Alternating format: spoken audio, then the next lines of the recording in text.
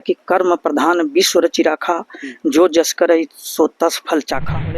लोगों से घृणा नहीं करना चाहिए, जाति से घृणा नहीं करना चाहिए, कर्म से घृणा करना चाहिए। लड़का है तो उसको ज्यादा पढ़ाएंगे, लड़की है तो उसको कम पढ़ाएंगे। भी आज देखा जा रहा है कि हर क्षेत्र में आगे बढ़ रही हैं। पढ़ाई में, लिखाई में, किसी भी मामला में, किसी भी क्षेत्र में लड़कियां बढ़ चढ़ करके हिस्सा ले रही। प्रधानमंत्री के भी नारा है कि बेटी पढ़ाओ बेटी बचाओ। जन्म ले लेगी तो लड़की के लिए हमें दहेज लाना पड़ेगा, शादी करने में दिक्कत होगा। 100% में आप देख के चलेंगे तो 80% घर में ये हिंसात्मक चीजें की जाती हैं लड़की। हमारा समाज अच्छा समाज नहीं बन पाया। जिसका खान पान सही नहीं है, जिसके अंदर बुराई भरा हुआ है, वो क्या दूसरों को संस्कार देगा। नमस्कार दोस्तों, आप देख रहे हैं सवाल तक न्यूज और हम निरंजन कुमार।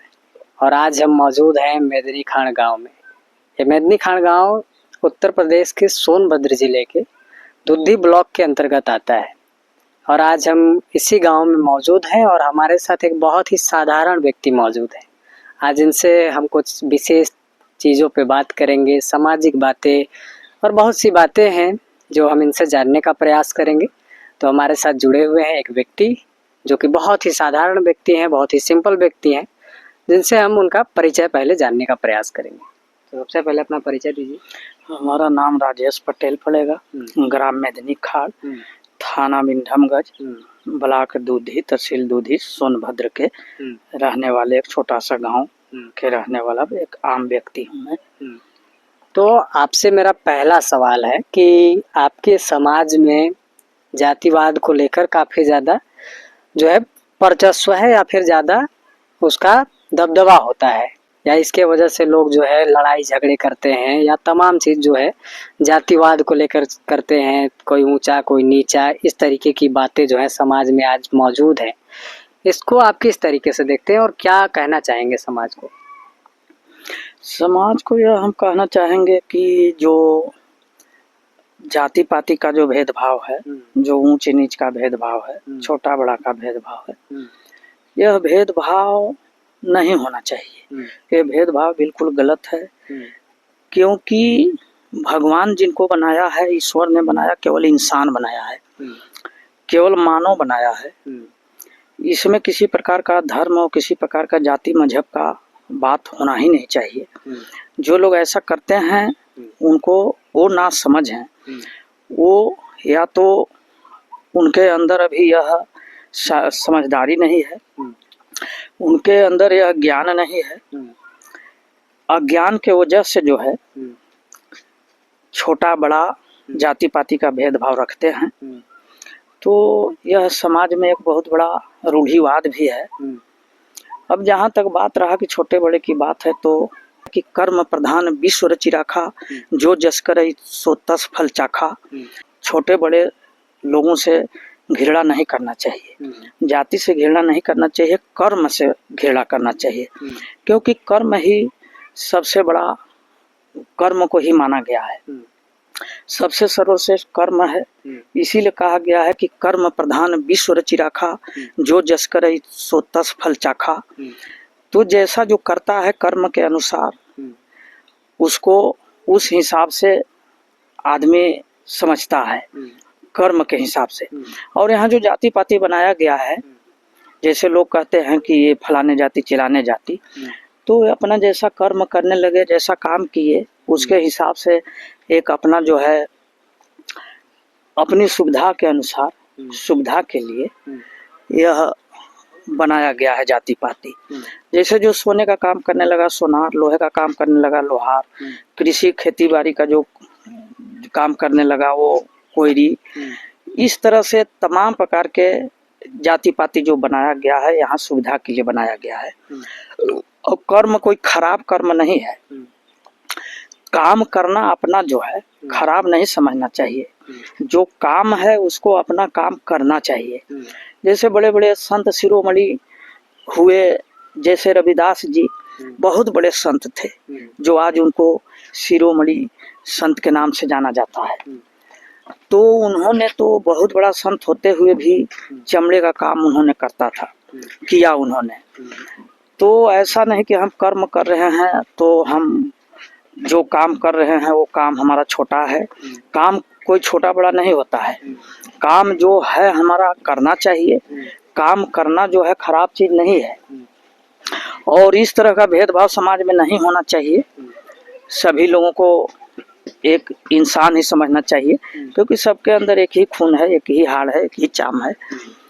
तो जाति पाति जो है भेदभाव को मिटाना चाहिए, यही हम कहेंगे। हमारा आपसे दूसरा सवाल है कि हमारे समाज में जो है बच्चों को जिसमें भेदभाव किया जाता है कि लड़का है तो उसको ज़्यादा पढ़ाएंगे, लड़की है तो उसको कम पढ़ाएंगे, इस तरीके का भेदभाव है। और लड़का को ज़्यादा जो है माना जाता है, वहीं लड़कियों को नहीं माना जाता है। तो इस पे आप क्या कहना चाहेंगे? उन लोगों को पढ़ाया नहीं जाता है लड़कियों को, इस पे क्या कहना चाहेंगे? इसमें हम अपने व्यक्तिगत मैं कहना चाहता हूँ कि ये जो भेदभाव है लड़कों लड़कियों में, जो ये भेदभाव समाज में गलत है, क्योंकि लड़का और लड़की में कोई अंतर नहीं है। आज ही नहीं, इससे पहले भी तमाम लड़कियां जो हैं इस देश में बहुत आगे बढ़ चढ़ करके उन्होंने हिस्सा लिया, और इस देश की रक्षा भी उन्होंने किया है। जैसे लक्ष्मीबाई, रानी लक्ष्मीबाई हुई, तमाम जैसे रानी दुर्गावती, तमाम महिलाएं का यहाँ हमारा देश भारतवर्ष है। तो इसमें जो है लड़कों लड़कियों में कोई अंतर नहीं होना चाहिए, क्योंकि लड़कियां, महिलाएं भी आज देखा जा रहा है कि हर क्षेत्र में आगे बढ़ रही हैं। IAS PCS निकाल रही हैं, DM बन रही हैं, SDM बन रही हैं, पुलिस विभाग में भी बन रही हैं। यहाँ तक कि आज तो अब वो अपना जो है सीमा पर भी लड़कियां बढ़ चढ़ करके भाग ले रही हैं, हमारे देश की रक्षा कर रहे हैं। तो लड़कियां हर क्षेत्र में आगे हैं, लड़कों से काफ़ी बढ़ चढ़ करके भागीदारी निभा रही हैं।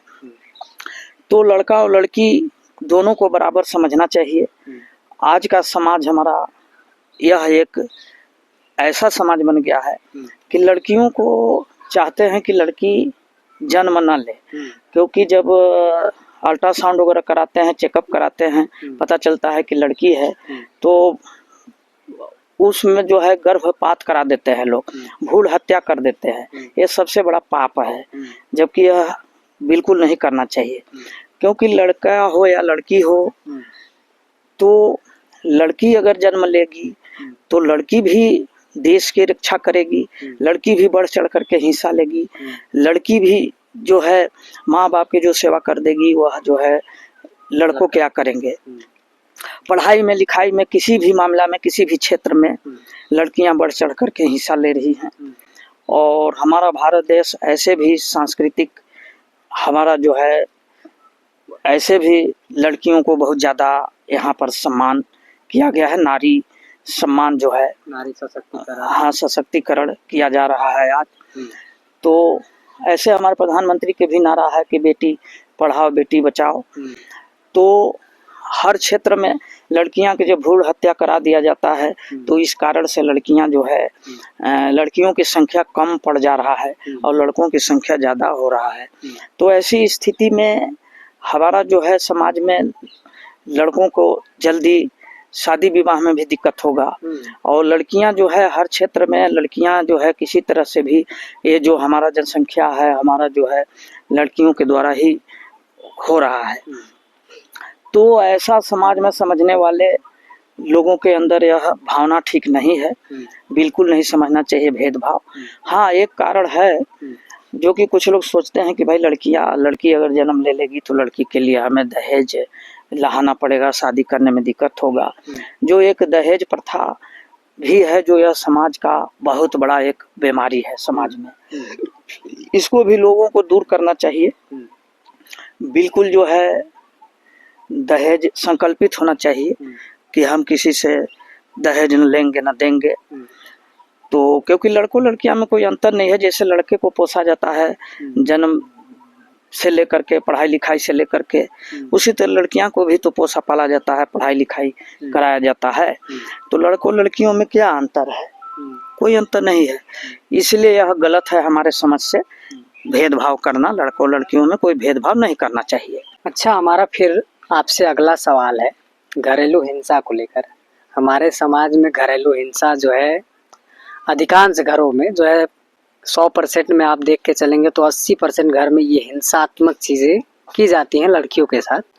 तो इस पे आप क्या कहना चाहेंगे लोगों को कि घरेलू हिंसा जो लड़कियों को के साथ किया जाता है, उन लोगों को आप क्या कहना चाहेंगे? लड़के हों चाहे लड़कियां, किसी के साथ यह नहीं होना चाहिए।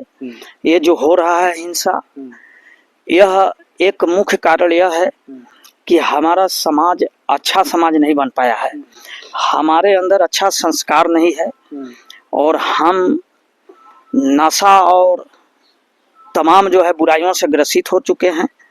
खान पान भी हमारा सही नहीं है, हमारा समाज साफ सुथरा नहीं है, हम पशुता हमारे अंदर पशुता का ज़्यादा भाव है और हमारे अंदर इंसानियत का हम मानव हैं, हमारे अंदर यह मानव का गुण का बहुत ज़्यादा अभाव है।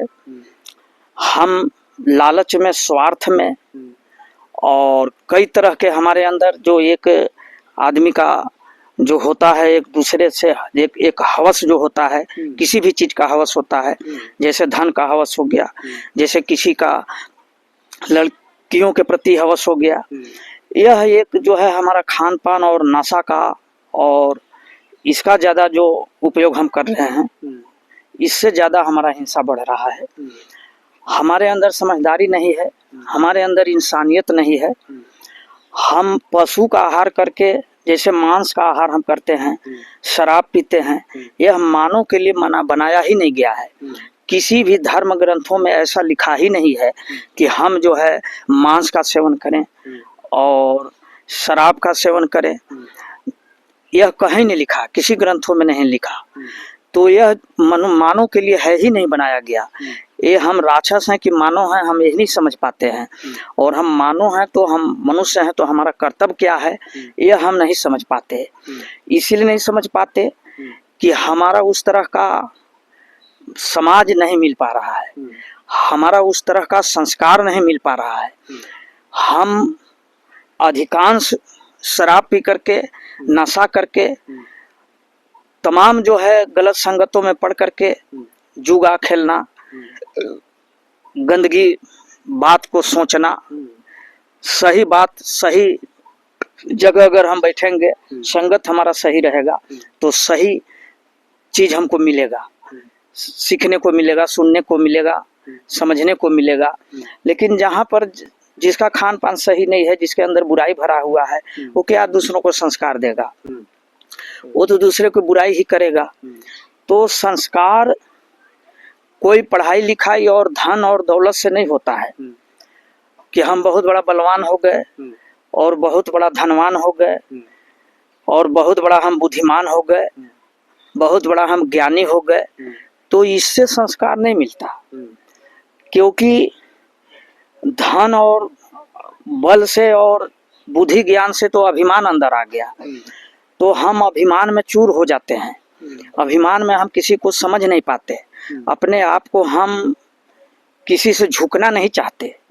हम सोचते हैं कि सब लोग हमसे ही झुके, लेकिन संस्कारी को होता है, जिसके अंदर संस्कार होता है, वह झुक करके ही अपनी जो है छोटा बन करके ही वह अपनी बात को दूसरों को समझाता है या समझता है या किसी भी बात को आगे नहीं बढ़ाता है, वो झुक जाता है। और जो अभिमानी होता है, जिसके अंदर संस्कार नहीं है, वो दूसरों को झुकाना चाहता है कि हम दूसरे के प्रति, दूसरे के सामने हम ना झुके, हमारे सामने ही सब लोग झुके। तो सबसे बात यह है कि खान पान ही हमारा शुद्ध नहीं है, हम अशुद्ध आहार करते हैं। कहा गया है कि जैसा खावे अन्न वैसा होवे मन और जैसा पीवे पानी वैसा बोले वाणी। तो हम लोग जब पढ़ते थे 3 के किताब में पहले, तो शाकाहारी और मांसाहारी का जो है उसमें पुस्तकों में जो है इसका पाठ दिया गया था। तो हम लोग पढ़े थे कि शाकाहारी और मांसाहारी में अंतर क्या है। तो शाकाहारी ऐसे प्राणी को बताया गया कि जो शाकाहारी का लक्षण बताया गया कि शाकाहारी वह व्यक्ति है, वह जीव है जो कि मुंह से पानी खींच करके पीता है, जन्मते तुरंत आँख खोलता है, दांत जो है चौड़े किस्म का होता है, नाखून चौड़े किस्म का होता है। तो ऐसे लक्षण जो है शाकाहारी को बताया गया। इनको मांस खाने का अधिकार नहीं है, भगवान ने इनको मांस खाने का अधिकार नहीं दिया है। और मांसाहारी वो जीव हैं, उनके लक्षण बताया गया कि जन्मने के 2-3 दिन बाद आँख खोलते हैं, जीभ से चाट चाट कर पानी पीते हैं, दांत नुकीले किस्म का होता है, नाखून नुकीले किस्म का होता है। ऐसे जीव को मांस खाने का अधिकार भगवान ने दिया है। जैसे कि मांस खाने वाले जीव जैसे शेर हुआ, कुत्ता हुआ, बिल्ली हुआ, ये तमाम जो हैं ऐसे जीवों को मांस खाने का अधिकार भगवान दिए हैं। ऐसा इनको पाचन क्रिया भी बनाया है भगवान ने कि ये कच्चा मांस खा करके और पचा लेते हैं। लेकिन में अब जैसे शाकाहारी में बहुत से जीव हुए, घोड़ा, गधा, हाथी, तमाम जीव हुए जिनको आप घास पूरा न दे, जैसे गाय सब लोग पालते हैं घर में, गाय को आप देखें कि कई दिन से अगर वो भूखा रहेगा, गाय अगर रहेगी तो उसको उसके नाद में चारे के बदले में मांस का टुकड़ा डाल दिया जाए तो वो सूंघती भी नहीं है, यानी वो नहीं खाएगी, वो पहचानती है कि हमारा भोजन क्या है। लेकिन मनुष्य ऐसा जीव है जो कि नहीं पहचानता है। ये घोड़ा, गधा, बैल, पशु से भी गया गुजरा है, जबकि मनुष्य जो है बुद्धिजीवी है। मनुष्य के अंदर जो है 5वां तत्व है, ये 5 तत्वों से बना है इसका शरीर, स्थूल शरीर। और बाकी जो बैल, गाय, घोड़ा, गधा जो हैं ये 4 तत्व के हैं। तो सोचने समझने की सामर्थ्य है, शक्ति है, तो हम सोच समझ नहीं पाते मानव होकर के। जो भोजन हमको नहीं करना चाहिए वो भोजन करते हैं। तो इसमें जो है, इससे ज्यादा हमारा समाज बिगड़ गया है, खान पान से ज्यादा बिगड़ गया है। जब खान पान सही नहीं है तो शुद्ध कहाँ से उसका मन होगा, शुद्ध मन हो नहीं सकता है, तो शुद्ध सोच समझ नहीं आएगा। तो ये सब तमाम प्रकार के हमारे अंदर समाज में बुराइयां हैं और इससे ज्यादा हिंसा फैलता है। अनावश्यक रूप से कहीं उठना बैठना, अनावश्यक रूप से आदमी को जो है नशा में होकर के तमाम जो है बात विवाद दुनिया भर के बढ़ता है। तो ये संस्कार नहीं है हमारे अंदर, इस वजह से ऐसा होता है। कुसंगत में पढ़ करके, संगत में सही संगत नहीं मिल पाता है, इस वजह से ज्यादा हिंसा होता है। इस कारण से यही हमारे समझ से जो है, यही हमारा समझ में आया जो है अपने मन से। हम बहुत कोई विद्वान नहीं है, ज्ञानी नहीं है। अच्छा ठीक है, आप घरेलू हिंसा पे बहुत अच्छी बात बताएं हमें। समाज को इस चीज़ को देख के सुन के जगना भी चाहिए। तो आपसे मेरा अगला सवाल है अंधविश्वास को लेकर। हमारे समाज में अंधविश्वास इस लेवल पे है जिसकी हम कल्पना नहीं कर सकते थे, लेकिन अंधविश्वास का लेवल लोग इतना पहुंचा दिए हैं कि हर चीज़ में अंधविश्वास है। फूटा शीशा में नहीं देखना चाहिए, बुखार लगे तो ओझा पास जाना चाहिए, फूटा शीशा में नहीं देखना चाहिए, बुखार लगे तो ओझा पास जाना चाहिए, और तमाम जो है अंधविश्वासें हमारे समाज में फैले हुए हैं। इस पे आप क्या कहना चाहेंगे? हाँ, आपने बहुत बड़ा सवाल किया, बहुत अच्छा सवाल किया है कि आज के लोग अंधविश्वास में फंस चुके हैं, अब बहुत बुरी तरह से फंस चुके हैं। आज बीमार भी पड़ते हैं लोग, कुछ भी होता है तो ओझा सोखा के पास जाते हैं। ओझा सोखा बेचारा अपना जीवन यापन करने के लिए झूठ सच का जाल फैला रखा है। तो अंधविश्वास इतना बढ़ गया है कि हम पत्थर के मूर्ति को, पत्थर के देवता को, पेड़ पौधे में जो है ज़्यादा विश्वास करते हैं, पूजा करते हैं। उनको हम जीव हत्या करते हैं, जैसे जीवों को देते हैं, बकरा हुआ, बकरी हुआ, मुर्गा हुआ, मुर्गी हुआ, इस जीव हत्या करते हैं, काटते हैं। इसको हम काट करके जो है हमको तनिक सा भी दया नहीं लगता और इसका बलि हम चढ़ाते हैं। आज गांव-गांव में भी जैसे डिहवार बाबा लोग मानते हैं, उस पर भी बलि लोग चढ़ाते हैं। लोग कहते हैं जो हमारे बाप दादा जो है मनाते आए हैं, इसलिए हम लोग मनाते हैं। सही बात को समझदारी उनके अंदर नहीं है कि हमें सही पूजा क्या करना चाहिए। और अगर देवी देवता जैसे माँ दुर्गा के लोग पूजा करते हैं तो माँ दुर्गा को माँ मानते हैं। तो माँ दुर्गा जब हुई तो संसार के जो है वो देवी हुई, माता हुई। तो संसार के जब माता वो हो गई तो आप जितने भी जीव हैं उनके सब पुत्र न हुए। तो अगर हम किसी माँ के सामने किसी के अगर 4 पुत्र हैं और माँ के सामने 4 पुत्र में से किसी एक पुत्र को हम हत्या कर दें, मार दें, तो क्या माँ खुश रहेगी? लेकिन कितना बड़ा अंधविश्वास है कि लोग जो है बलि चढ़ाते हैं अपने स्वार्थ में। अगर देवी देवता को बलि हम देंगे, वो अगर इतना सामर्थ्यवान है तो अपना जो है खेत में खरिहान में सगरो जो चल रही हैं बकरियां, भेड़, जो भी जीव हैं उनको पकड़ के क्यों नहीं खा लेती? देवी देवता खा लेते। तो ये अंधविश्वास है। ओझा सोखा जो है आपस में झूठ सच के जो है बात को चढ़ा बढ़ा करके कहना, आपस में लोगों को गुमराह करके लड़ाने का काम करना, फलाने यहाँ का तुम्हारे यहाँ भूत, चिल्लाने यहाँ का तुम्हारे यहाँ भूत, ऐसे कह के लोग जो है झगड़ा करा के और आपस में जो है मनमुटाव लोग कराते हैं, एक दूसरे से दुश्मनी कराते हैं और बहुत दिन झेला करके जो है ओझा के नाम पर और उसका जो है जीवन चला जाता है, बर्बाद हो जाता है, वो सही इलाज नहीं करा पाता है। तो इस तरह से जो है हमारा समाज में बहुत बड़ा ये अंधविश्वास फैला हुआ है। ये बहुत बड़ा जो है एक समाज में एक कोण है। इसको समाप्त जागरूकता के जब तक नहीं रहेगा तब तक इसको जो है नहीं हम कर सकते, अंधविश्वास को नहीं हटा सकते, क्योंकि यह इतना बड़ा जड़ मजबूत कर लिया है अंधविश्वास कि या चाहे हम कुछ भी हमारा हो, सबसे पहले हम विश्वास करेंगे ओझा सोखा पर ही, और ऐसे विश्वास नहीं करेंगे किसी के ऊपर। देवी देवता के लोग जानते नहीं है कि देवी देवता क्या है, उनके बारे में लोग जानते नहीं है। देवी देवता को कोई देख भी नहीं सकता, क्योंकि इस आंख से देखा नहीं जा सकता। देवी देवता का यह स्थूल शरीर नहीं है, वो इस शरीर में नहीं चलते फिरते हैं, यहाँ मृतलोक में वो नहीं घूमते हैं, उनका तो स्थान अलग न है और उनका शरीर भी अलग है। वो भोजन ही नहीं करते हैं, तो कैसे आप खिलाएंगे तो खाएंगे वो? तो बहुत से लोग तो मिष्ठान, पुआ, पकवान और तमाम प्रकार की चीज खिलाते हैं। जो लोग शाकाहारी हैं वो भी देवता को मानते हैं, लेकिन वो अपना जो है मेवा, मिष्ठान, पुआ, पकवान, खीर सब चढ़ाते हैं, तो उनका भी देवी देवता तो खुश ही रहते हैं। तो इस तरह से जो है ठीक है, सात्विक विचार से मनाना चाहिए देवी देवता को। अगर मना ही रहे हैं तो मानिए, लेकिन मैं आपको जानकारी नहीं है किसी को ये मामला में, क्योंकि इसको जानकारी के लिए लिखा हुआ है रामायण में कि भक्ति स्वतंत्र सकल सुख खानी, बिनु सतसंग न पावही प्राणी।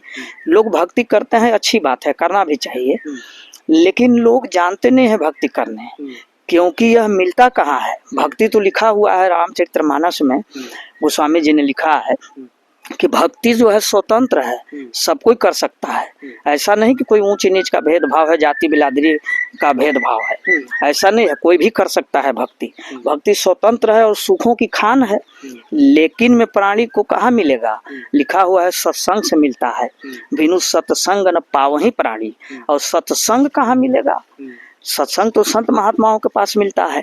तो संत महात्माओं की बात को तो हम लोग मानते नहीं हैं, कोई नहीं मानता है। संत महात्माओं के लोग अवहेलना करते हैं। आज की ही बात नहीं है, उस समय पहले की भी बात है, ये चला आ रहा है, इतिहास में पढ़ने को मिलता है, ग्रंथों में पढ़ने को मिलता है। लोगों ने माना नहीं उस समय, जिस समय संत महात्मा इससे पहले भी थे। और समय समय पर हर समय संत महात्मा आते हैं, ऐसी बात नहीं है। कभी ये पृथ्वी, कभी यह संसार जो है खाली नहीं रहता है बिना जो है संत महात्माओं के। तो कुछ ऐसे संत होते हैं जो गुप्त रूप से रहते हैं, इस सृष्टि का संभाल करते हैं, और कुछ ऐसे संत होते हैं जो प्रगट रूप से लोगों को संभाल करते हैं। भगवान संभाल नहीं करते। भगवान राम इस धरती पर आए तो उन्होंने मार काट किया है, कृष्ण भगवान भी आए तो उन्होंने मार काट किया है। समझाते और सही रास्ता पर लाने का काम केवल संत ही करते हैं, भगवान नहीं करते, संत ही करते हैं। संत क्योंकि दयालु होते हैं। संत के बारे में लिखा गया है कि संत हृदय नवनीत समाना, और कहा कबिन पर कहऊ न जाना, क्योंकि निज परितापम द्रवहि नवनीता, और पर दुख द्रवहि संत सुपुनीता। कहा गया है संत के बारे में कि संत का हृदय माखन के समान बताया गया है, कवियों ने कहा, लेकिन कहने नहीं जाना। इसलिए नहीं कहने जाना कि माखन तो अपने आप को ताप मिलने से, अपने आप को गर्मी मिलने से पिघल जाता है, लेकिन संत ऐसे होते हैं जो दूसरे को दुख को देख करके द्रवित होते हैं। तो संत इसीलिए आते ही हैं इस धरती पर, लेकिन संत महात्मा को समझ नहीं पाते। संत महात्मा का वेशभूषा लोग नहीं समझ पाते। संत महात्मा को कोई वेशभूषा भी नहीं होता है कि जैसे दाढ़ी बाल बढ़ा लिए, चंदन टीका ले लिए, गेरुआ वस्त्र पहन लिए, लाल पियर, ऐसा नहीं होता है। संतों का पहचानना बड़ा मुश्किल होता है। संत का कोई मजहब नहीं होता, कोई जाति नहीं होता, कोई धर्म नहीं होता। वो सभी जीवों के लिए होते हैं संत। ऐसा नहीं कि हिंदू के लिए अलग, मुसलमान के लिए अलग और सिख ईसाई के लिए अलग। सभी जीव जितने होते हैं सभी जीवों के लिए, सबको एक ही संदेश देते हैं, अलग अलग संदेश नहीं देते। संतों का यही असली पहचान है। तो संत को जो है, संत महात्माओं के पास हम जाते नहीं हैं, सत्संग को सुनते नहीं हैं, तो हम कैसे जान पाएंगे, कैसे हमको अच्छा संस्कार मिलेगा, कैसे हम अंधविश्वास से दूर होंगे। और ये सब जो समाज में बुराइयां हैं, इससे हम अलग नहीं हो सकते जब तक हम संत महात्माओं के अधीनस्थ नहीं होंगे, जब तक हमारा खान पान ठीक ठाक नहीं होगा, जब तक हमारे अंदर बुराइयां दूर नहीं होगा, तब तक हम अंधविश्वास में ही फंसे रहेंगे। और इसी तरह से अंधविश्वास में फंस करके और बीमार पड़ेंगे, बीमारी से ग्रसित रहेंगे और दुनिया से हम चल बसेंगे, सही डॉक्टर के पास जा नहीं पाएंगे। और वो ओझा सोखा जो है सही बात को बताएगा नहीं, क्योंकि उसको धन उगाही करना है, वो तो पेशेवर है। उल्टा सीधा करके तमाम प्रकार के आते हैं, मोबाइल में यूट्यूब पर भी आते हैं कि कैसे गंदगी हरकत करते हैं लोगों ने, जो है ओझा सोखा। किसी को जो है निकसारी करने के नाम पर, किसी को जो है अलग जा करके बाग काटने के नाम पर, तमाम प्रकार के लोग जो है गलत हरकतें करते हैं। इतना ये सब सोखा पर ये कानून में भी ऐसा है कि ऐसे करने वालों पर दंडित किया जाना चाहिए, और दंडित होते भी हैं। ऐसा बात होता है अगर कोई उनके प्रति खिलाफ अगर आवाज उठाए तो। लेकिन ऐसे सब लोग अंधविश्वास में हैं। सब लोग सोचते हैं कि हमारे लिए ये भगवान है और अच्छा काम कर रहे हैं ये, जबकि उससे कोई होना जाना नहीं है, उससे कोई लाभ नहीं होता है। हाँ, कुछ लोग ऐसे होते हैं जो धन का उगाही नहीं करते, निस्वार्थ भाव से रहते हैं, जिनका खान पान सही है, जो भगवान भक्ति में जो सही हैं, जो जिनका आचरण सही है, थोड़ा बहुत अपना वो करते हैं तो उनसे कुछ राहत मिलता है। लेकिन अधिकांश यहाँ पर जो है धन की उगाही और आपस में लोगों को लड़ाना झगड़ाना और अंधविश्वास के प्रति ज़्यादा जो है धकेलना, तो ये जो है कि ये सबसे बहुत बड़ा समाज में बुराई है। अच्छा, आज हमारे समाज में जो है पुराना एक रीति है, फूटल शीशा में, फूटा हुआ शीशा में देखने से आपका किस्मत फूट जाएगा, और बहुत सारा चीज़ है कि रात को झाड़ू नहीं लगाना चाहिए, और जो है धागा या एल्पिन वो सब जो दुकानों में भी वर्जित होता है, नहीं दिया जाता। इन चीज़ों पे आप क्या कहना चाहेंगे? ये सब देखिए कोई इस तरह का बात नहीं है, लेकिन तब है कि जैसे झाड़ू लगाने की बात आपने कहा कि रात में नहीं लगाना चाहिए। रात में क्या आवश्यकता है झाड़ू लगाने की? कोई आवश्यकता तो है नहीं। अगर आवश्यकता विशेष रूप से पड़ ही गया तो झाड़ू लगाना कोई गलत चीज नहीं है। ये जो लोग कहते हैं अंधविश्वास, ये भी इसको हम मानते हैं अंधविश्वास। अपनी मतों से, अपनी विचारों से हम यह मानते हैं कि ये भी गलत है। जैसे शीशा फूट गया है, तो जैसे आपने कहा कि चेहरा देखने से लोगों को होता है, किस्मत फूट जाता है। अरे किस्मत शीशा देखने से नहीं फूटेगा। तब रहा बात शीशा, जो जैसे हमारे अंदर जो शीशे की तरह चमकना चाहिए, हमारा चरित्र, हम चरित्रवान होना चाहिए, इसमें हमारा जब दाग लग गया, इसमें जब फूट गया, तो इससे हमारा जो है कि किस्मत फूटता है, शीशा देखने से नहीं। शीशा अगर फूट जाएगा तो उसमें साफ नहीं ना झलकेगा चेहरा, इसीलिए फूटा शीशा में क्या देखने की जरूरत है। नहीं है आपके पास शीशा, अगर ले पाए हैं तो जब तब तक काम चलाऊं है तो काम चला लेना चाहिए, कोई दोष नहीं है, किसी प्रकार का दोष नहीं है। तो ऐसा लोग जो सोचते हैं बिल्कुल गलत है। तब है कि जो है फूट गया तो उसमें देखने की क्या जरूरत है। चेहरा, शीशा तो चेहरे देखने के काम में आता है और दूसरा काम में तो आता नहीं है। तो चेहरा जो है देखने से हमारा कितना सुंदर चेहरा है, इससे कोई अंतर नहीं पड़ता है। हमारा चरित्र कितना सुंदर है, इस पर हमारा जो है प्रभाव पड़ता है। इससे हमारा जो है हमारा चरित्र कैसा होना चाहिए। तो शीशे से हमको तो यह लेना चाहिए कि शीशा जैसे फूट गया, लेकिन अपना स्वभाव को उन्होंने नहीं छोड़ा। शीशा में चेहरा दिखाने का जो काम होता है, उसने काम को छोड़ा चेहरा दिखाने का? उन्होंने नहीं छोड़ा अपना जो होता है उसका काम जो उसका है वो नहीं छोड़ा। लेकिन हम अपना जो है किसी कारणवश थोड़ा सा, जैसे हम भक्ति कर रहे हैं तो थोड़ा कष्ट हमारे अंदर आ गया, चाहे जो भी हुआ, तो हम अपने स्वभाव को छोड़ देते हैं। जैसे हमारे अंदर किसी भी प्रकार का कुछ अभाव हो गया, तो जैसे भगवान का हम नाम ले रहे हैं, भक्ति में लीन है, हम भक्ति कर रहे हैं, तो थोड़ा बहुत भी कोई असर पड़ा, जैसे बीमारी हुआ, चाहे हमारे अंदर प्रति कोई संकट हमारे ऊपर आया, तो हम जो है अपने स्वभाव को छोड़ देते हैं, उससे हम विचलित हो जाते हैं कि क्या फायदा है हमें ये काम करने से। अरे मनुष्य कुछ ऐसे स्वभाव होते हैं जो करना ही होता है, आदमी को जो है कुछ स्वभाव ही होता है। जैसे आदमी का भोजन करना स्वभाव है, पानी पीना स्वभाव है, नहाना धोना, कपड़ा साफ रहना स्वभाव है। तो स्वभाव अपना क्यों छोड़ना? भगवान का भजन करना, भगवान के प्रति भक्ति करना, तो ये हमारा स्वभाव है, मनुष्य का स्वभाव है। क्या पशु और जितने जीव हैं, पक्षियां हैं, ये सब क्या भक्ति कर सकते हैं? ये सब नहीं ना कर सकते। या ये क्या पशु जो है सत्संग कर सकते हैं? सत्संग में जाकर बैठ सकते हैं, सत्संग सुन सकते हैं? ये मनुष्य का काम है। तो मनुष्य का अपना स्वभाव नहीं छोड़ना चाहिए, जिस तरह शीशा अपना स्वभाव नहीं छोड़ता है फूटने के बाद भी, चाहे वो कई टुकड़ों में बढ़ जाए, उसका कई टुकड़ों में बढ़ जाए, इसके बाद भी एक टुकड़ा उठाकर देखने पर वह साफ जो है, जो उसका काम है चेहरे को दिखाना, वो दिखाता है। तो इसी तरह मनुष्य को उस शीशे से सीखना चाहिए, वो शिक्षा लेना चाहिए उस शीशे से। ऐसा नहीं कि उस पर तमाम प्रकार के ये करना चाहिए कि वो शीशे देखने से दोष हो लगेगा, तो ये लगेगा तो वो लगेगा, ये नहीं होना चाहिए। ये बिल्कुल गलत है जहाँ तक हमारा विचार है।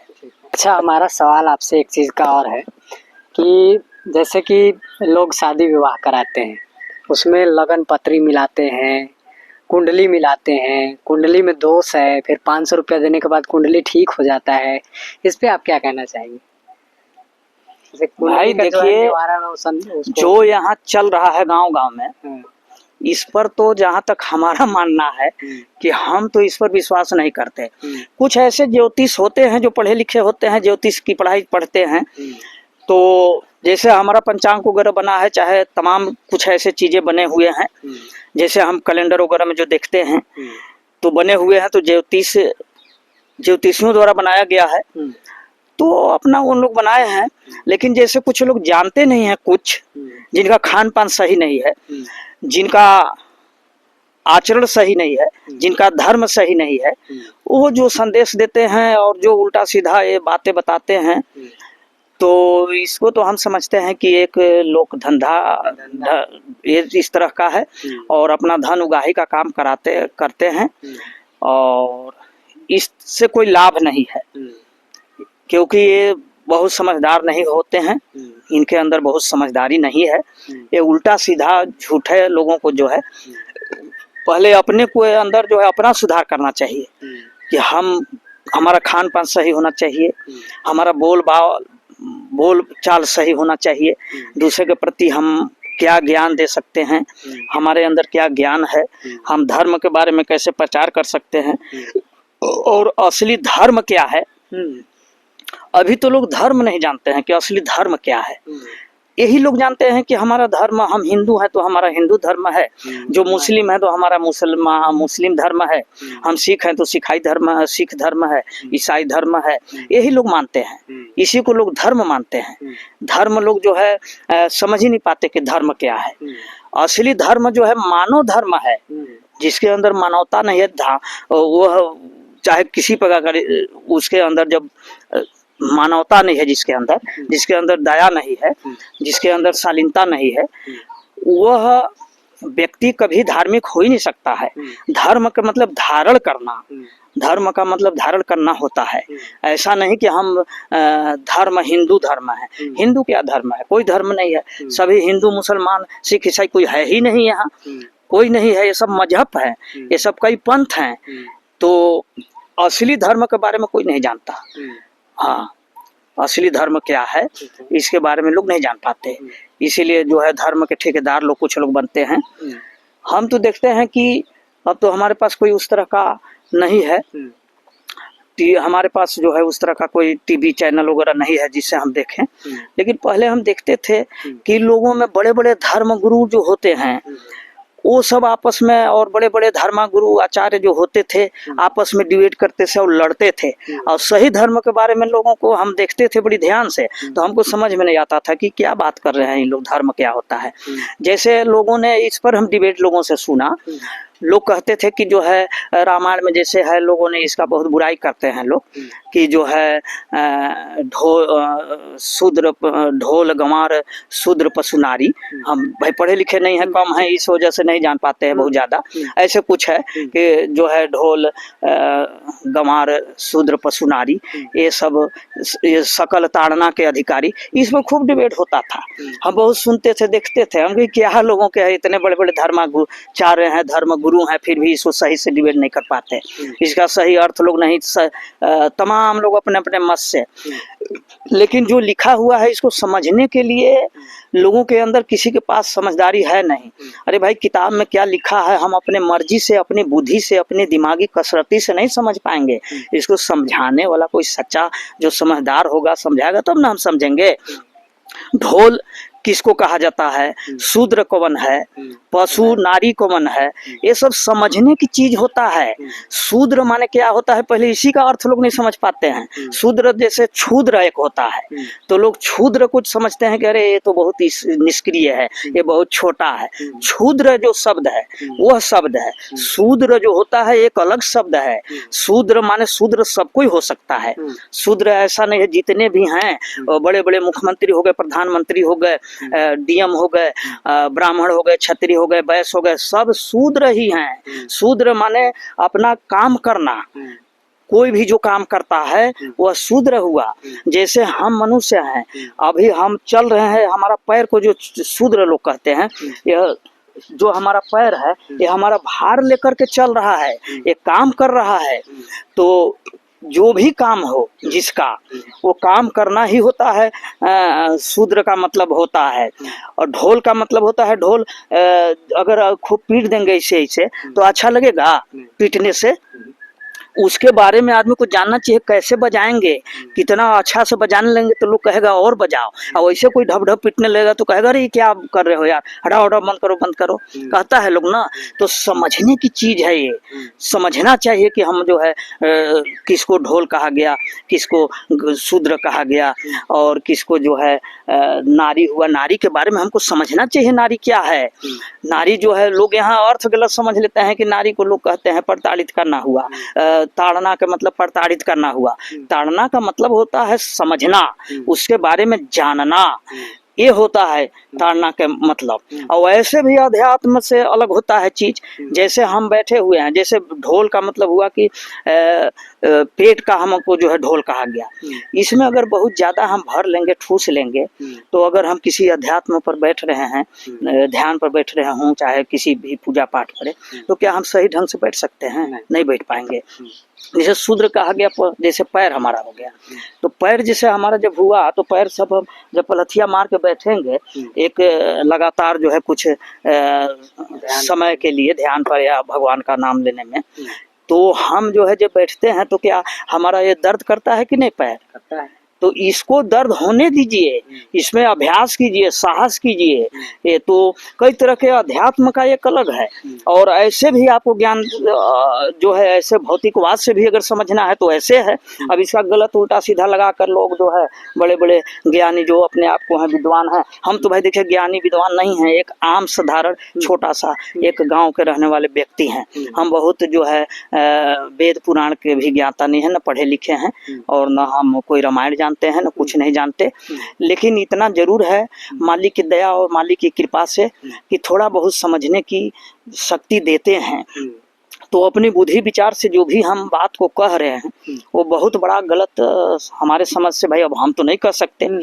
लेकिन मैं रहा बात की यह बहुत जितना भी हम कह रहे हैं ये मालिक की दया और कृपा से ही यह सत्य बात हम कह रहे हैं। ऐसी बात नहीं है कि हम उल्टा सीधा आल जार और कहीं से हम जो है कह रहे हैं। यह बात लोगों को, अच्छे लोगों से जो समझदार होंगे, संत महात्माओं से मिलेगा लोगों को, ये जो हम कह रहे हैं बात को।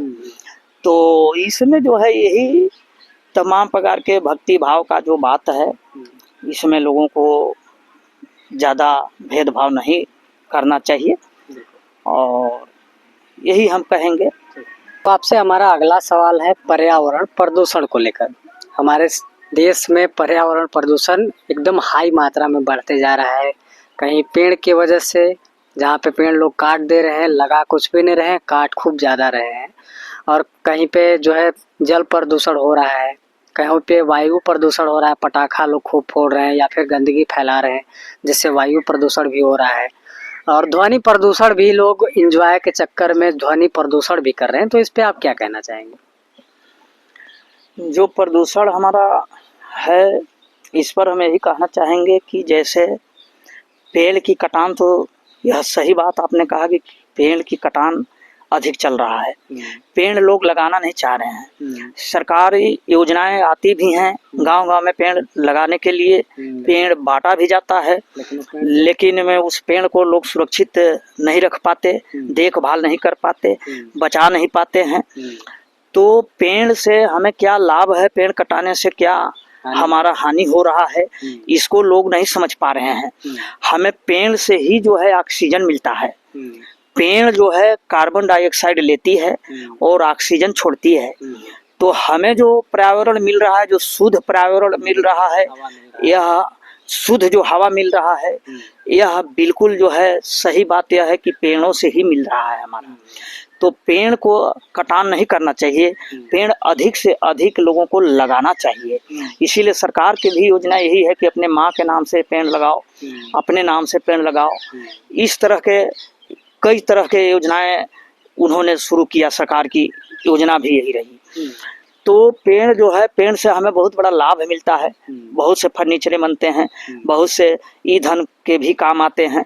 आज गैसों के कुछ ऐसे हैं जो गैस मिल रहा है। इससे पहले लकड़ी जो है पेड़ों से ही निकालते थे, पेड़ों से ही मिलता था। तो पर्यावरण जो है इससे बहुत शुद्ध होता है। पेड़ को हमें बचाना चाहिए, पेड़ को काटना नहीं चाहिए। पेड़ अधिक से अधिक पेड़ जितना हम बन सके लगाना चाहिए। और जैसे तमाम प्रकार के ध्वनि प्रदूषण के बारे में आपने पूछा, ध्वनि प्रदूषण जैसे बहुत ज़्यादा लाउड स्पीकर, हॉर्न लोग लगा देते हैं। अब बहुत ज़्यादा आवाज़ जो लोग करते हैं, अपना निजी काम के चलते दूसरों को लोग डिस्टर्ब करते हैं, दूसरों को काम में व्यवधान करते हैं। कुछ ऐसे लोग हैं जो बेचारे बीमारी से ग्रसित हैं, कुछ लोगों को दिमागी का कुछ ऐसे प्रॉब्लम है, हार्ट अटैक के पेशेंट है। दुनिया ऐसे लोगों को ये ख्याल नहीं रखते, वो अपने मौज मस्ती में आजकल ये भी देखते हैं कि कुछ फंक्शन होने लगते हैं तो उसमें ज़्यादा नशा का प्रयोग करके अपना जो है कि नशे में हो करके, और जो गाना इस तरह के लोगों को समझ में आता है कि ये गाना जो है हमारे सुटेबल है, हमारे लायक है, तो अभद्र अभद्र जो है गाना लगा करके अभद्र गाना जो है लोग सुनते हैं। और तमाम जो है इस तरह से, जैसे आजकल गाँव में डीजे का प्रचलन है, डीजे लगा लेते हैं लोग। और इससे ध्वनि प्रदूषण से लोगों को कान में भी असर पड़ता है और हृदय के दिल पर भी असर पड़ता है। तो इस तरह से कई ध्वनि प्रदूषण से हमारा हानि है, कई तरह से जो है हानि है। इस पर तो रोक होना भी चाहिए। और जहाँ तक मुझे ख्याल है कि इस पर रोकने का एक सरकार का वो जो है, पहले सुने थे कि इस पर रोक लगाया भी गया है, लेकिन धड़ल्ले से काम हो रहा है। समझ में नहीं आ रहा है कि क्या रोक है इस पर कि नहीं है, जबकि यह कानून में भी है कि ध्वनि प्रदूषण के खिलाफ जो है आप कर सकते हैं। तो यह एक अपराध भी है कानूनी। तो इस पर जो है ध्यान देना चाहिए लोगों को। अपने मौज मस्ती के लिए जो है इस तरह से अश्लील गाने लगा करके नाचना गाना, दूसरों को जो है अपने चलते दूसरों को जो है व्यवधान करना, तो यह ठीक नहीं है। और तमाम प्रकार के जैसे हैं गंदगियाँ लोग फैलाते हैं, जैसे कूड़ा हुआ, करकट हुआ, ये सब जो है इसका निस्तारण के लिए तो सरकार गांव-गांव में कचरा घर बनवा ही दिया है। तो गांव-गांव में सफाई कर्मी भी हैं, लेकिन सफाई कर्मियों के कई कामें सौंप दिया जाता है सरकार द्वारा, क्योंकि कर्मचारी कम होने के चलते ग्राम पंचायत में अन्य काम भी करवाया जाता है। तो और जैसे गांव बहुत ज़्यादा संख्या है और वहाँ पर एक सफाई कर्मी है, तो संभव नहीं है, लेकिन फिर भी जहाँ तक जो काम है सरकार रखा है तो काम करता ही है, दायित्व अपना निभाता ही है। तो इसमें लोगों को जागरूकता यह होना चाहिए कि एक सफाई कर्मी अकेला है तो चाना नहीं भाड़ फोड़ सकता है, तो अपना भी दायित्व अपना भी कर्तव्य रहना चाहिए।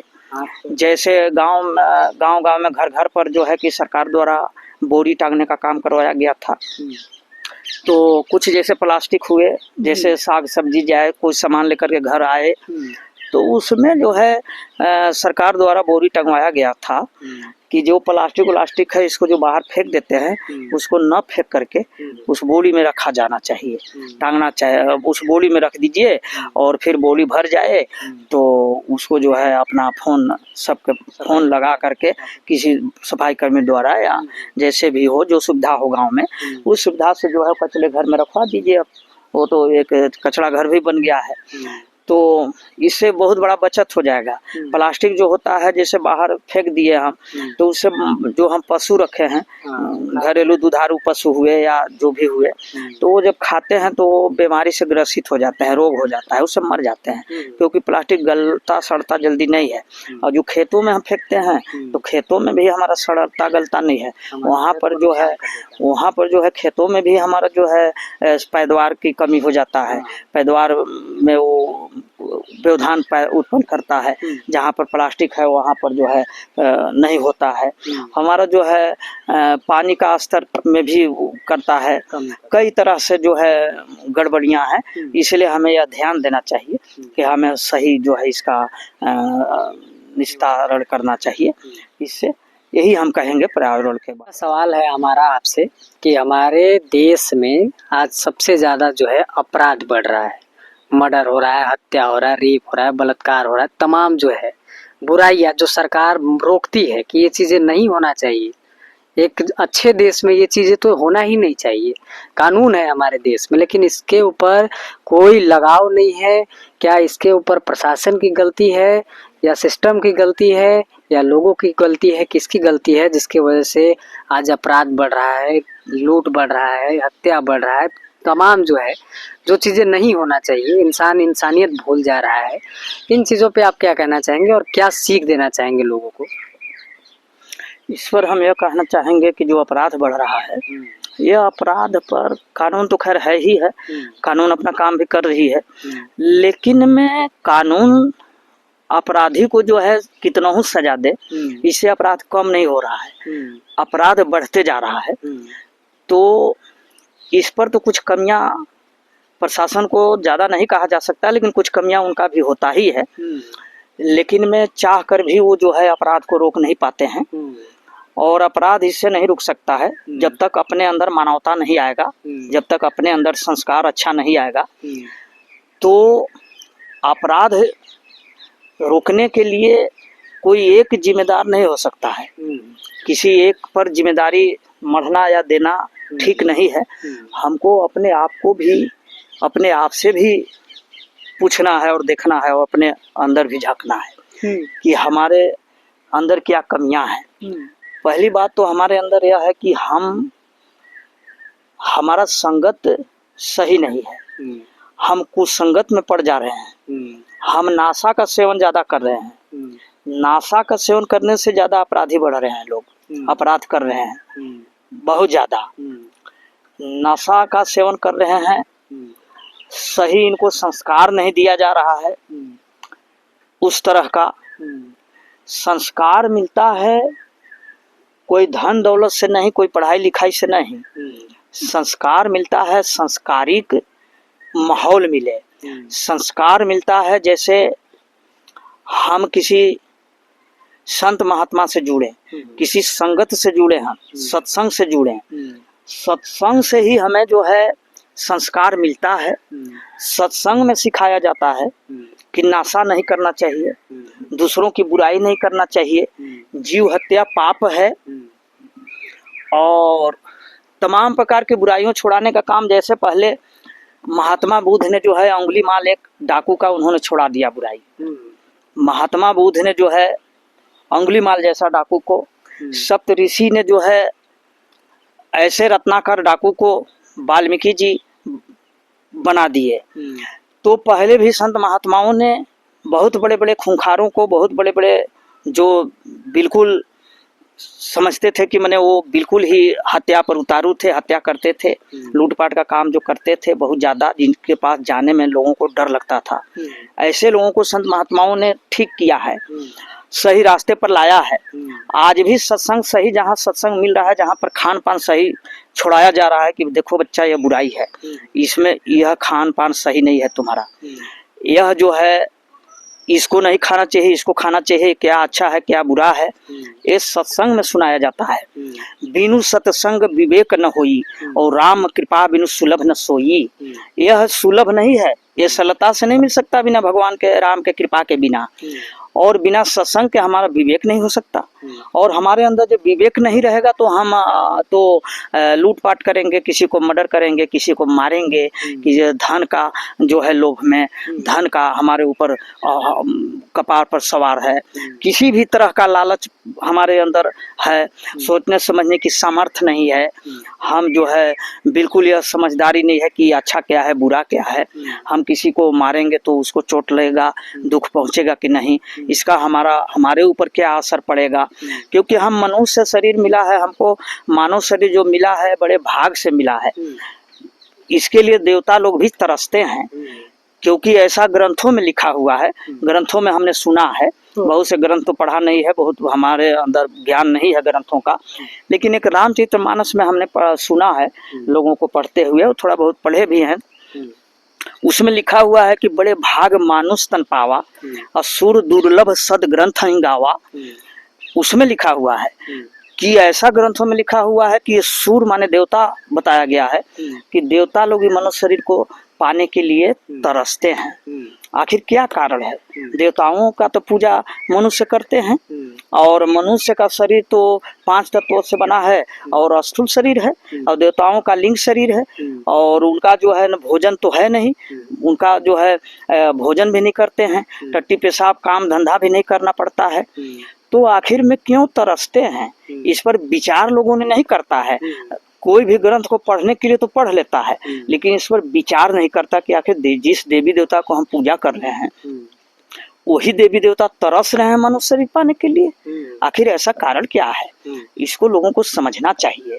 हम तो बैल गाय पशु से गए गुजरे हैं, पशु अगर मर जाता है कोई भी पशु तो उसका चमड़े भी काम में आ जाते हैं, हड्डियां भी काम में आते हैं, लेकिन मैं मनुष्य के मर जाने के बाद कोई एक टोरा नमक भी नहीं दे सकता है मर जाने के बाद। इसीलिए कहा गया है कि मानुष रे तोरा गुड़ बड़ा, मांस न आवे काम, हड्डी हुए न आभरण, त्वचा बाजे न बाज। यानी कि मनुष्य का गुण ही जो है बाकी न तो उसका मांस काम में आएगा, न उसका हड्डी कोनो आभरण में आएगा, न कोई त्वचा उसका जो है चमड़ा जो है कोई बजाने का बाजा वजा में भी उसका प्रयोग में नहीं लाया जा सकता है। तो यह जो समस्या है, यह जो बात है, हम बैल गाय से भी पशु से भी गए गुजरे हैं। मनुष्य शरीर हमारा इसीलिए नहीं मिला है कि हम किसी को हत्या करें, किसी को प्रताड़ित करें, किसी को मारें, किसी को काटें, किसी को लूटें, इसलिए नहीं मिला है। उसमें लिखा हुआ है फिर रामचरितमानस में नीचे कि साधन धाम मोक्ष कर द्वारा, तेन पाई परलोक सवारा। साधना का साधन है वो एक मनुष्य शरीर, ये साधन है, ये धाम है, दरवाजा है, इसी में फिट है वो दरवाजा जो भगवान को प्राप्त हम कर सकते हैं। इसीलिए हम मनुष्य शरीर मिले हैं। 4 खान 84 लाख भटकने के बाद यह मनुष्य शरीर मिला है, ऐसे नहीं मिला है इतना आसानी से। अस्थावर उष्मज अंडज पिंडज जो है आपका ये 4 खान हुए, और इसमें जो है 30 लाख प्रकार के जो है आपका ये अस्थावर खान हुए। इसके बाद 27 लाख जो है उष्मज हुए, और 23 लाख प्रकार के जो है आपका अंडज हुए, और 4 लाख प्रकार के हुए पिंड जो पेट से पैदा होते हैं। तो इस तरह से ये कहने में साधारण है, ये जो है ऐसे कहने में आसान है, लेकिन ऐसे जो है एक पेड़ में अस्थावर में जैसे पेड़ पौधे आते हैं, तो एक पेड़ को आप देखेंगे कि वो हजारों सालों तक एक जगह रहते हैं। तो पेड़ में से निकाल करके फिर दूसरे में डाला जाता है, दूसरे पेड़ में। इसका 30 लाख प्रकार की संख्या है। तो ये सब भटकने के बाद जो है इसमें जो है बहुत मिलता है जो है। लास्ट में जो है ये सब भटकने के बाद घोड़ा, गधा, हाथी, बिच्छू, सांप, गोजर, कीड़े मकोड़े सारी चीज़ों से भटकने के बाद जो है लास्ट में जो है गाय और बैल के में आते हैं। जो कन्या जो पैदा होती हैं पहले गाय के मरने के बाद लास्ट उन्हीं गाय और बैलों का होता है। जब गैया जब मरती हैं तो कन्या के रूप में पैदा होते हैं, और जब बैल मरते हैं तो पुरुष के रूप में। तब वह जो है अंतिम जो है योनि गाय और बैल का होता है, तब ये मनुष्य शरीर मिलता है। और देवताओं लोग तो भाई जब पूर्ण छिड़े मृतलोक के, पूर्ण जब तक अच्छा कर्म किए हैं तब तक स्वर्ग में रहेंगे, पूर्ण छिड़ेगा फिर मृतलोक में आएंगे और फिर 4 खान 84 में वो चले जाएंगे। लेकिन मनुष्य शरीर जो मिला है, मनुष्य शरीर पा करके हम 4 खान 84 लाख से छुटकारा हमको मिल सकता है। हम सच्चे गुरु की तलाश करेंगे, भेदी गुरु तलाश करेंगे, शब्द भेदी गुरु। ऐसे गुरु नहीं, गुरु तो 7 प्रकार के बताया गया है इस हमार जो है संसार में चलने के लिए। ये संसार में जो है 7 प्रकार के गुरु बताया गया है, लेकिन 7वां गुरु से ही हमारा भलाई हो सकता है, 6वें गुरु तक नहीं। हम बहुत ज़्यादा विस्तार नहीं जाना चाहेंगे क्योंकि बहुत ज़्यादा समय लगेगा, तो हमें शॉर्ट कट में ही कहना है, इसलिए हम जो है बहुत शॉर्ट कट में ही कहना चाह रहे हैं कि मनुष्य शरीर एक अमूलक शरीर है और लाखों में एक है। मनुष्य शरीर बार बार नहीं मिलता है। यह मनुष्य शरीर इसीलिए नहीं मिला है, लिखा हुआ है कि यही तन कर फल विषय न भाई, और स्वर्ग हूँ सोल पर अंत दुखदाई, और नर तन पाई विषय मन देही, उलटी सुधाते 60 विष लेही। यह जो मनुष्य शरीर मिला है केवल विषय भोगों के लिए नहीं मिला है, विषय भोगों के लिए नहीं मिला है। केवल यह जो है हमें क्यों मिला है, जो विषय भोगों में रात दिन लिपटे रहते हैं, जो इसी में व्यस्त हैं, वो उनको मूर्ख कहा गया है। जो है ग्रंथों में कहा गया है कि ऐसे मूर्ख जो है, ऐसे जो है ये जो है अमृत को छोड़ करके अमृत के बदले में विष ले रहा है, ऐसा कहा गया है। मनुष्य शरीर पा करके जब रात दिन हम उसी में जो हम काम कर रहे हैं वो तो बैल गाय भी करते हैं, पशु भी करते हैं, तो हम क्या करते हैं, हमारा पशुओं से क्या अंतर है। अरे भाई बच्चे पैदा वो भी करते हैं, पशु भी करते हैं, चिड़िया चुनमुन सब लोग करते हैं, और भोजन वो भी करते हैं, सब वो भी करते हैं, तो हम उससे अधिक क्या करते हैं। चिड़िया भी एक घोंसला बनाती है अपने रहने के लिए, तो उससे अधिक हम क्या मने करते हैं, कुछ नहीं करते उससे अधिक। तो हमारा मनुष्य शरीर पाने का क्या मतलब रहा, यही कि हम किसी को लूटे, किसी को खसने, किसी को जो है जो खाने की चीज़ नहीं है उसको खाएं, नाशा में होकर के लोगों को परेशान करें। शराब पीना, मांस खाना, ये जो है भोजन बिल्कुल गलत है, राक्षसी भोजन है। तो राक्षसों का क्या काम था, पहले इतिहासों, पहले जो है ग्रंथों में, पहले जो है रामायणों में ये सुनने को मिलता है ना कि राक्षस जो संत साधु जो महात्मा होते हैं वो जो पूजा पाठ करते हैं उनका व्यवधान करते हैं, तो यही राक्षसों का काम है। जब खान पान सही नहीं रहेगा, अब ऐसे ये निशाचर का काम कर रहे हैं, तो ऐसे निशाचरों को मारने के लिए तो भगवान को आना पड़ता है, इसीलिए ना भगवान को आना पड़ता है, भगवान राम को आना पड़ा था। तो अभी संत महात्मा समझा रहे हैं, सबको बता रहे हैं, ये तो समय ऐसा आएगा कि सबको जो है बहुत बड़ा नुकसान होगा और बहुत समय खराब आने वाला है। इसीलिए जो है संत महात्माओं द्वारा शाकाहार का प्रचार किया जाता है कि आप जो है शुद्ध शाकाहारी रहो और ऐसे नाशा का प्रयोग मत करो जिससे बुद्धि पागल हो जाए। तो हमें जो है सही